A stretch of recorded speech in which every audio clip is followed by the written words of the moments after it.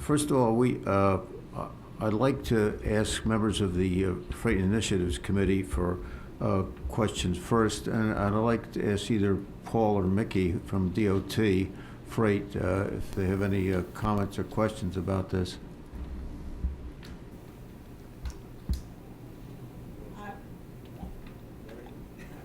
Actually, what I was curious is, NS, did you have an estimate on costs? Yeah. And any guesstimate? I don't know how the short. $2 billion is the conservative estimate right now.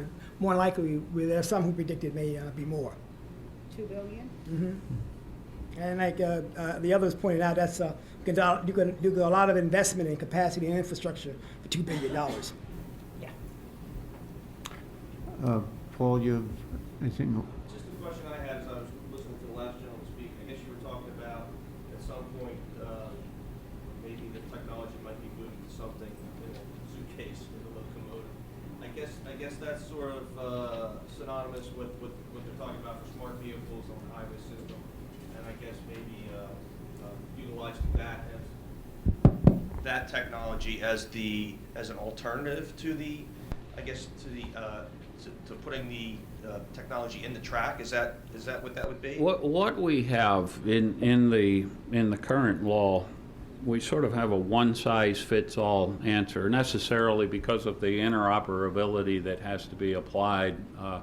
You've got to do this. Now, the short lines, you saw both Rick and Bill talk about they have to equip their locomotives, but then they have to equip all of their other track side infrastructure. The switches have to be equipped, all of the devices along the way, the signals. I'm watching Norfolk Southern on my drive back and forth to work. I'm watching Norfolk Southern replace signals that they replaced about 4 years ago. Brand new signals getting replaced with brand new signals because unfortunately they didn't see this one coming at the time. And short lines generally aren't going to be affected with that. So we have to figure out how to simply make our ancient locomotives operate on this very highly technological system. And one of the things that we do right now is we're using remote control technology, and we're using what's called an MU remote control technology, where you take a box, you plug it into this old locomotive. It thinks it's taking its commands from, it doesn't know where it's getting its commands from, but it's getting its commands from this box and from the guy with the belt pack. You're telling it what to do. And I'm saying to myself, if you can make the locomotive stop and go with that technology, then why can't you build a suitcase that talks to the PTC system that tells the train to stop? Whoops, you've got a conflicting move, you've got to stop. You've got a switch on a line, you've got to stop. It would seem to me, my mind goes there. My mind goes a lot further. That would really only work for you guys, or could it be something that works for Class 1 as well? I see it as a short line solution. I don't. I think that for Class 1s, where locomotives are going to roam all over the country, their locomotives are going to have to be fully robust, fully equipped, fully whatever. Okay. One of the biggest problems with PTC and designing the whole PTC software has been figuring out how to. It's one thing to control a 6-car passenger train. You want it to stop, you just tell it to stop, and it'll stop. But you can't do that with a 15,000-ton freight train. You have to very precisely tell it how to stop, or you're going to have another problem that was unanticipated. So, and the reason I say, therefore, that this suitcase type would work for a short line is because I might be out there trundling along with 13 cars for interchange, not his 136-car mixed freight train. Right. That takes all of this technology to figure out how to safely stop it. So, one question I want to pose is we have in New Jersey we have CSX, NS, Conrail, NJ Transit, and a bunch of short line railroads. Will all these PTC systems be compatible? I can answer that. The answer is yes, eventually, because they're going to have to be. But this brings us to a topic that I was hoping that we would get to, and that is New Jersey a net winner or a net loser with PTC? In other words, how does this impact us versus how does it impact other states? And for New Jersey, PTC is going to be a particularly difficult challenge. Because New Jersey has many segments where passenger and freight railroads operate on the same tracks in the same territory. And I don't think this really came out in any of the slides, but the systems that are used by the commuter operators and the systems that are used by the Class 1, they are totally different systems. And getting them to communicate with each other is going to be a very significant challenge. And I know in some places, in CSX's network, we're actually looking and saying, it would be much easier if we just got you off our railroad, or we got off your railroad, than trying to get these systems to interconnect. And unfortunately, in New Jersey, there's a lot of places where you just can't do that. I mean, you have to interconnect these things. And it's a very significant and very expensive challenge. And again, the closer you are to a big city with robust rail passenger service, the more you're going to have this situation. In Jersey, NS operates on NJT in many locations. We have a lot of customers that depend on our railroad and our connection to the network to receive low-cost, efficient rail service. And so that's why it's important. It's not easy for NS or NJT to say we're going to cut each other off, because in many instances we need each other. You know, one thing we don't have in New Jersey is easy acquisition of rights of way for anything. Forget it. Before I ask anybody else on the committee, Steve from Port Authority or anyone, do you have any questions? So 10 years from now, when we look back at this, what are going to be the unexpected benefits of making this investment? What kinds of communication benefits will we get, or interoperability, Let's try to productivity figure that out. benefits? Benefits are where we're going to find a technology we wish we would have used, or that we Yeah, should that's have used. the no one. That's right. I agree. Yeah. We'll probably wind up doing this over. Right. Yeah. I mean, we'll probably, at some point in time, we will evolve to a third technology. Right. Yeah. And it's a fair question to ask, why on earth did you not come up with a single technology? I hope somebody asked that question. Okay. Let's assume it was asked. I mean, the reason is, and it really comes right back to our own region, is that the Northeast Corridor was already fairly far advanced with a technological solution that looked a lot like PTC.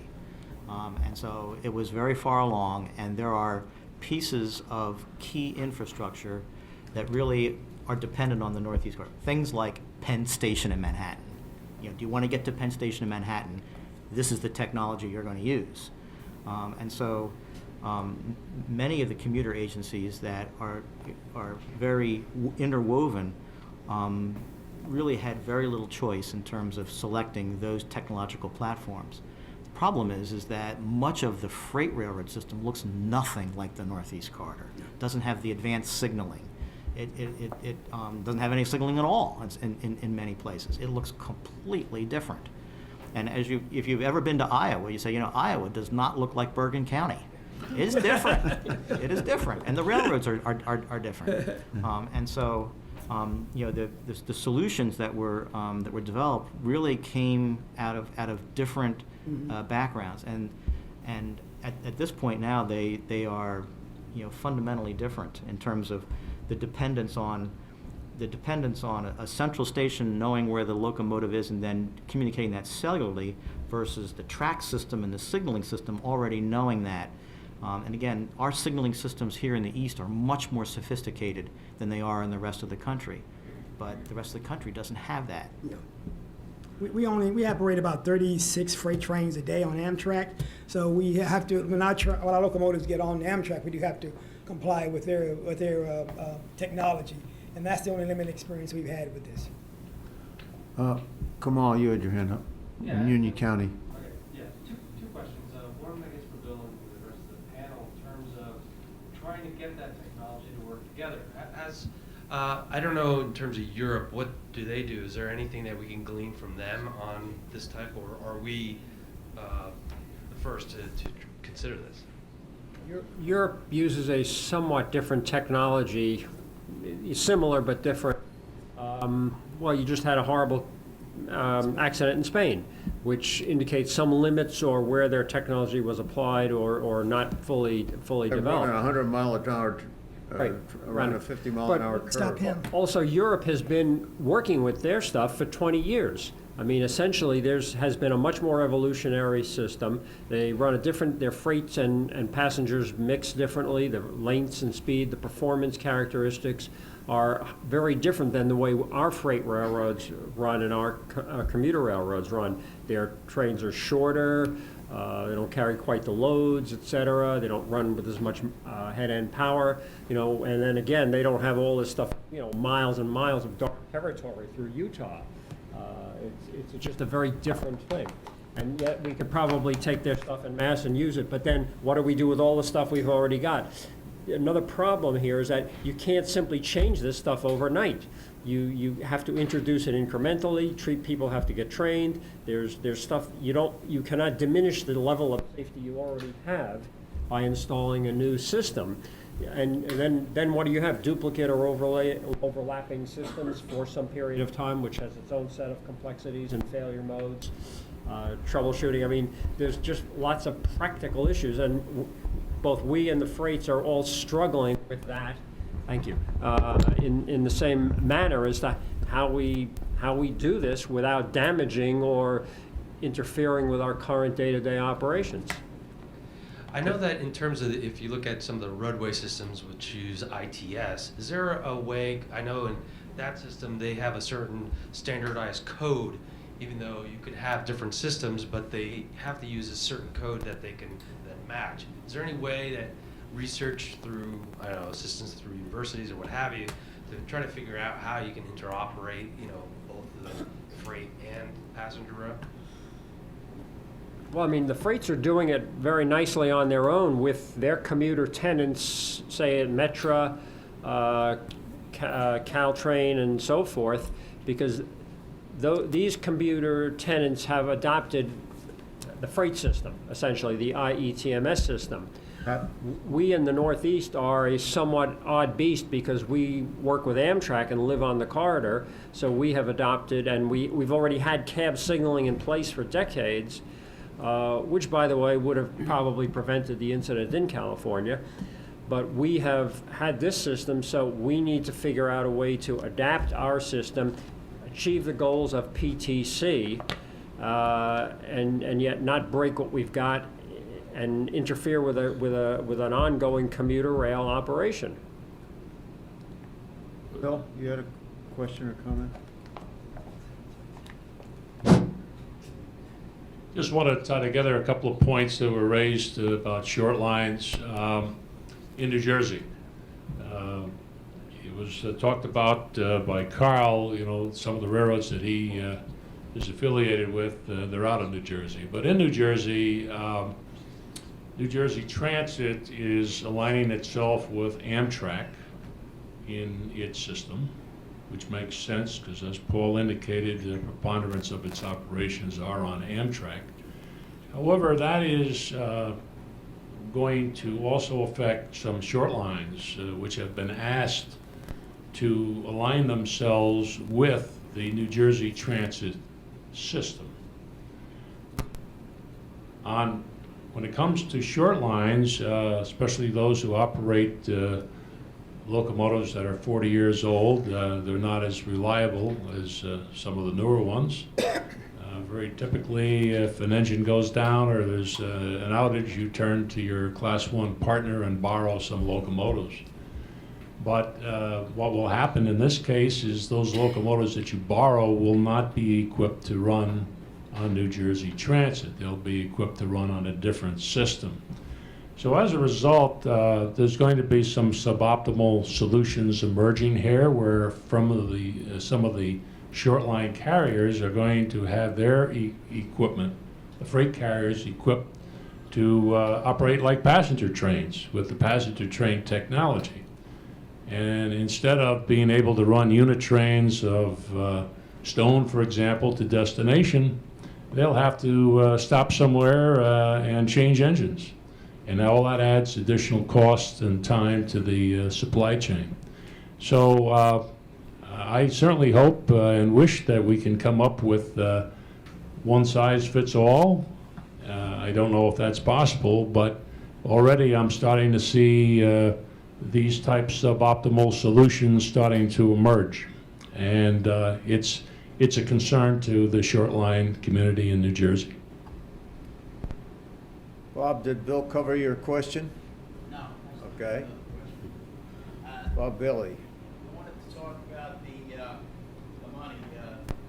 Bill had said 1.7 billion. I didn't hear what you said. Rick. $2 billion for NS. What'd you say, Bob? Oh, yeah, 2 billion. Yeah, 2 billion, and then you got the other class ones. There's 7 total, and all that money out there that's going on. Historically, railroads have gone to deferred maintenance programs when they have these unfunded mandates that come up. Now, and this truly was an unfunded mandate.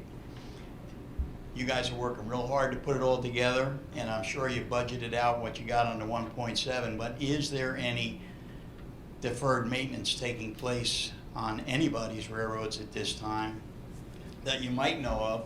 Because this is how we got ourselves in trouble way back in the 60s and Not on CSX. Yeah, same Not on- here. You know, we're not going to sacrifice safety for Yeah. safety, and that's a non-starter.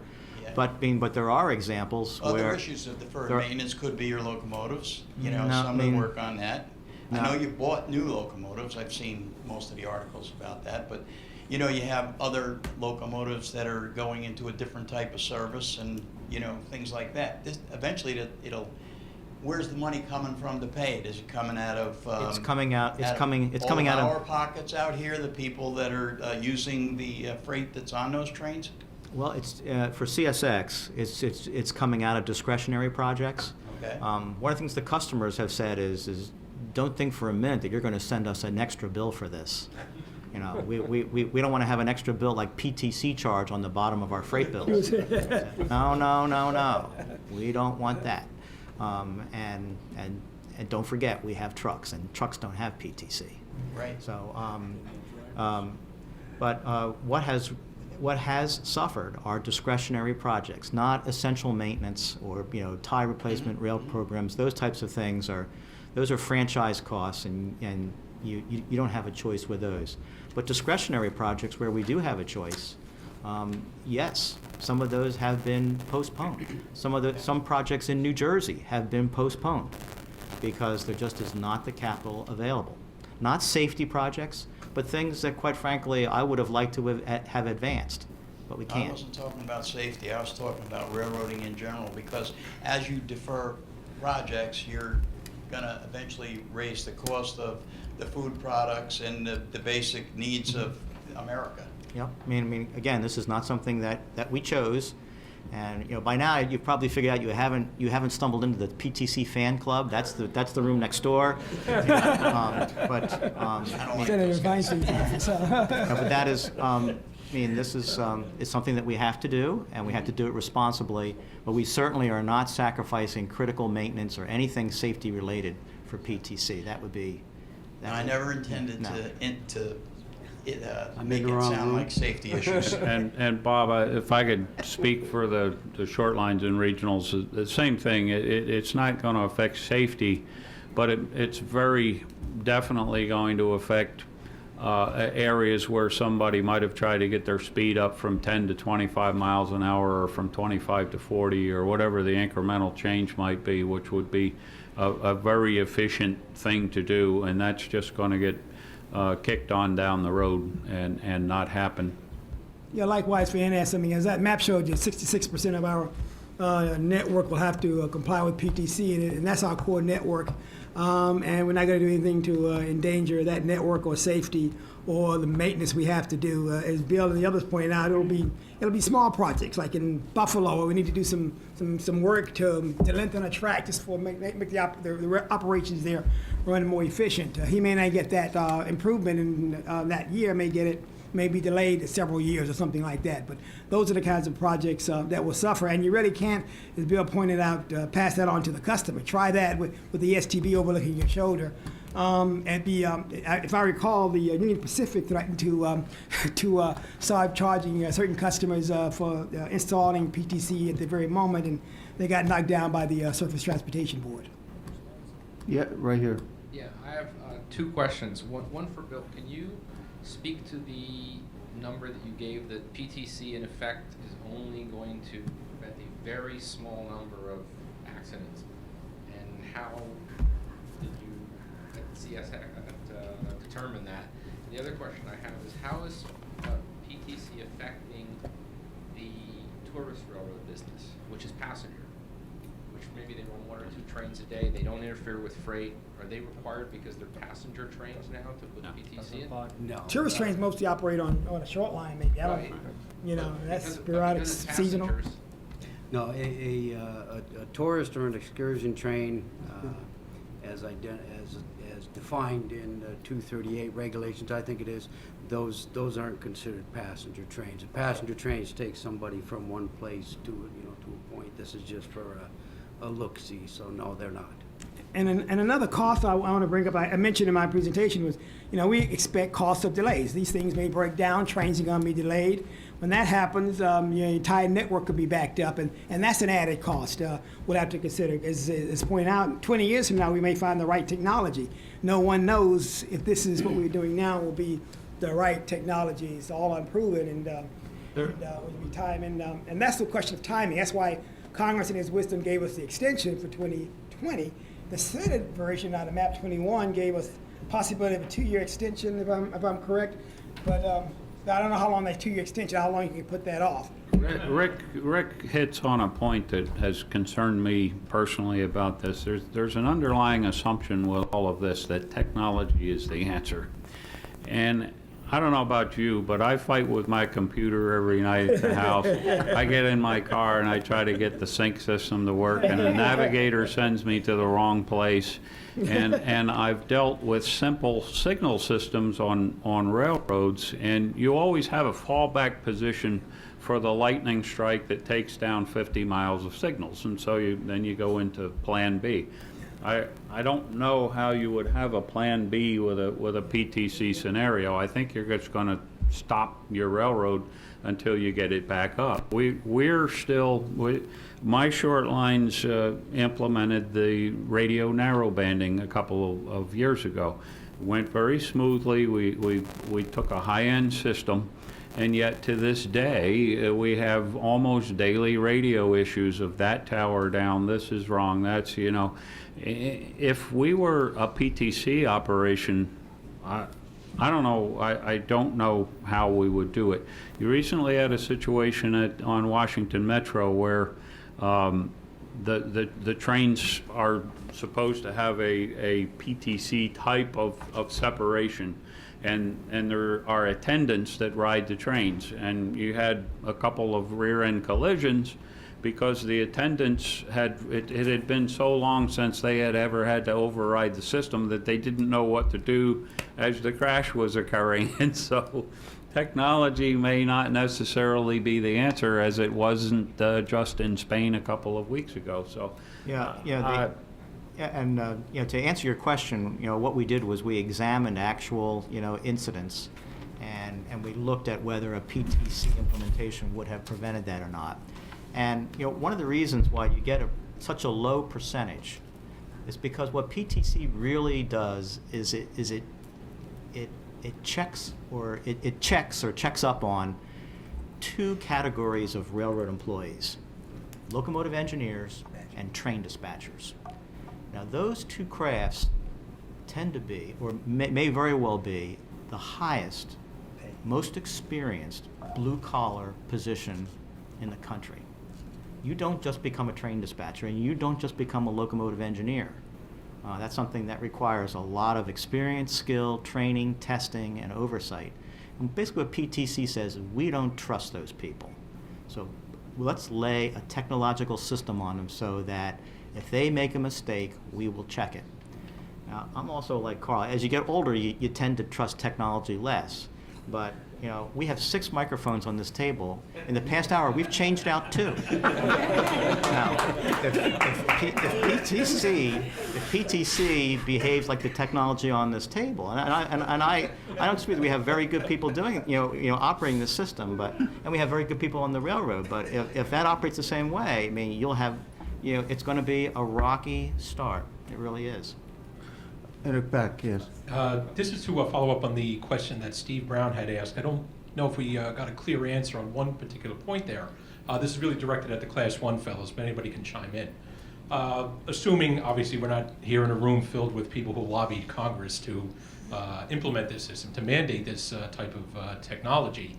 Now that it is for CSX, for example, a $1.7 billion sunk cost, have you looked at any opportunities to realize productivity improvements, operational efficiencies? Can you run trains closer together? Can you run trains faster? Can you do anything at all to help recover part of the cost, even if you wouldn't have invested this $1.7 billion on your own? Now that you have to do it, are there any opportunities to maybe run the system more efficiently with this technology in place? Actually, very few. I wish that were true. That would have been true if you said, well, all the old technology was at the end of its useful life; it had to go anyway. But that's not true. And I think Carl mentioned that in some cases we're changing out technology, components that might only be a couple of years old. Had we known.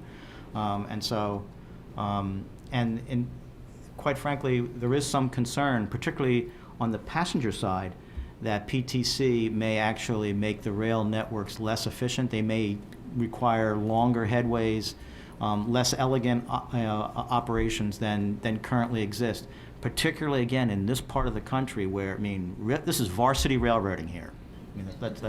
On the freight side and on the passenger side, this is varsity railroading. This is where, we have to run a lot of trains in a given day, a lot of freight trains and a lot of passenger trains.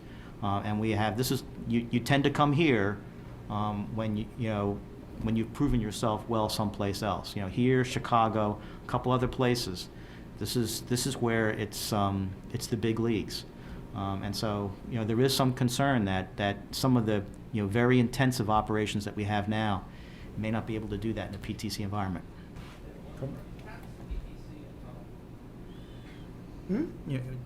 Which tunnel? Oh, you mean check, it may lose the signals or something like that? Put an antenna in the tunnel. We Put an don't antenna. know, we don't know until, try it and experiment and see what happens. Yeah, put an antenna. You can use a cell phone in the Holland tunnels. That's Yeah. Yep. Just put a cell phone. Put an antenna in It the will still tunnel. work with a certain period where it can't find the GPS Right. signal. Axle counter. Back up. Come on. Yes, just one last question. In terms of the plan and developing the technology, will CSX and NS and I guess Amtrak and the rest of the groups that have to deal with this, are you planning to work together on creating solutions that could work for all of you? Very much so. We have no choice but to. We Right. have to. Right. We absolutely have to. Yeah, and actually, CSX, UP, and NS got together on their development and implementation plans, and there's a Northeast Corridors users group with all of the commuters that meet on a regular basis, so yes. Don, you had a question? My question, I was going to talk about the technology. I guess I'll develop it a little further. It sounded to me like you were going there anyway, and I would think a logical development in the train business would be to try to integrate as much of the systems and the data and to get it all humming so that you can get closer spacing and everything. Why is it that you really can't use the base of where you almost were, as you stated, to do this? It sounds like the PTC is performance oriented, trying to do things that are reasonable in a way. I mean, they want to know where the trains are and be able to stop them in time and so forth. And it almost sounded to me also that if you didn't get some federal leadership in this kind of work, you'd get there, but it would take for a long, long time. This is forcing people to sit down and solve a problem and to sort of look at it differently. Why can't you use the technology development that you were doing to get to the PTC? Is that? As far as the spacing limitations, you're limited by the actual physical length of the track circuit and the actual block that the train occupies. You can't have more than one train occupying the same block physically. The communication-based train control system is based off of a moving virtual block, so it is theoretical that they're going to get closer together and a greater or smaller headway, whichever way it is. But as far as getting them close together, you'd have to figure out a way of changing or how to get some type of virtual block, because the physical block is just that, and you can't do anything with it. I mean, I would think any system you're building for the future would want to know how close the trains are together and not allow them to hit each other. And that would be a critical thing to do. I guess I agreed initially, very much so, that there will be unintended consequences that'll be very positive, because you're forcing creativity and people to work together that didn't used to work together to solve a pretty complex issue. And it would just take, you have such a backload of things you want to do anyway. It wasn't likely to happen unless somebody forced you together. Could have been forced together with a different problem statement, such as may not have been the safety issue, it may have been data sharing, or it may have been something. Well, but I think things are going to come positive out of it. Well, I mean, obviously we're going to make the system work because we have to. We have no choice but to do that, and we'll spend the amount that is required to make the system work and make it work properly. But I think the real question is this the number one safety problem that you want to correct on a railroad? And I'll just demonstrate this with my own experience. I'll tell you, the phone calls I hate the most. I enjoy my job, but there's one thing I don't like: getting jobs having to go out to incidents on the railroad, because they always come like on a Sunday morning or a Saturday night or something like that. And when you get that call at home and you say you're going to have to go out, because there's been a fatality or something like that. And in my experience, I think I'm in year 8 or 9 in this position. I've never gone where a train is run into the back of another train.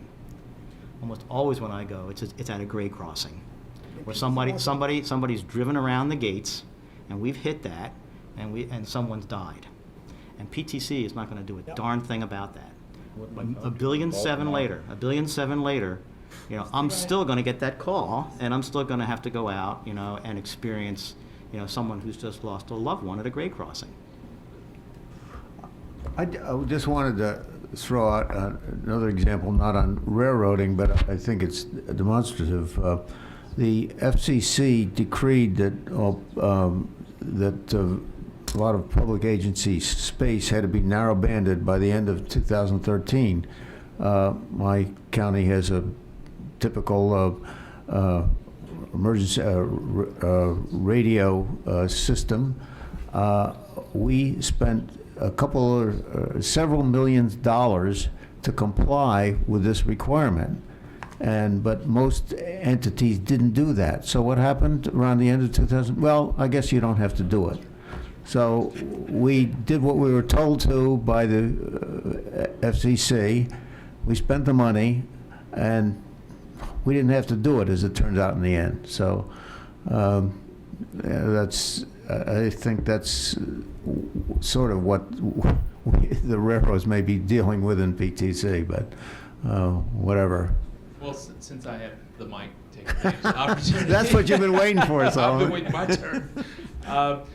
Speaking to the feds and the compliance, has there been any discussions about mechanisms for making sure compliance is followed, or are there any concerns in terms of making sure that that mechanism is in place when it's time for compliance? I know it's been an issue across different modes and different rulemaking issues as of recent.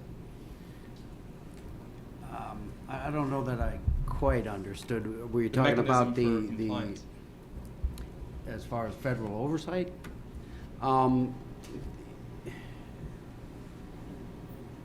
As it currently stands, the deadline is still 2015.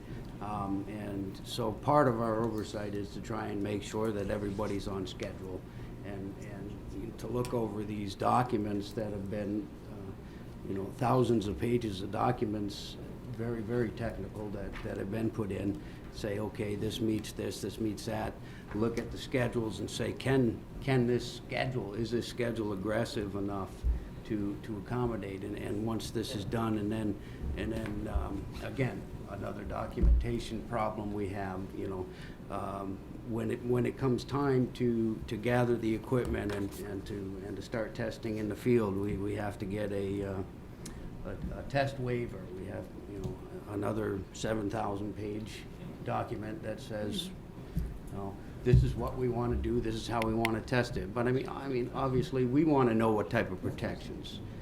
How are you going to protect your people, everybody, while you're testing? What happens if this system is supposed to stop at this signal and it goes by it? How are you going to protect against that? So, as far as the oversight goes, the railroads are going to continue to explain to us what they want to accomplish, and we are going to be out in the field as much as we possibly can. There are only 10 of us nationwide, so once everything comes in, it's going to be a daunting task. But I don't know if I answered your question or not. No, I just wanted to bring up that issue, not so much for an answer, but I know compliance is going to be an issue as this moves along, and the opportunity for compliance. There is a concern here. Yeah. Mickey? I just wanted to go back to my original question. You said how much PTC was going to cost, but out of what size capital program? That's question one. And question two, if you could you give an example, especially in New Jersey, of a project that is not going to happen or is going to be deferred? In New Jersey.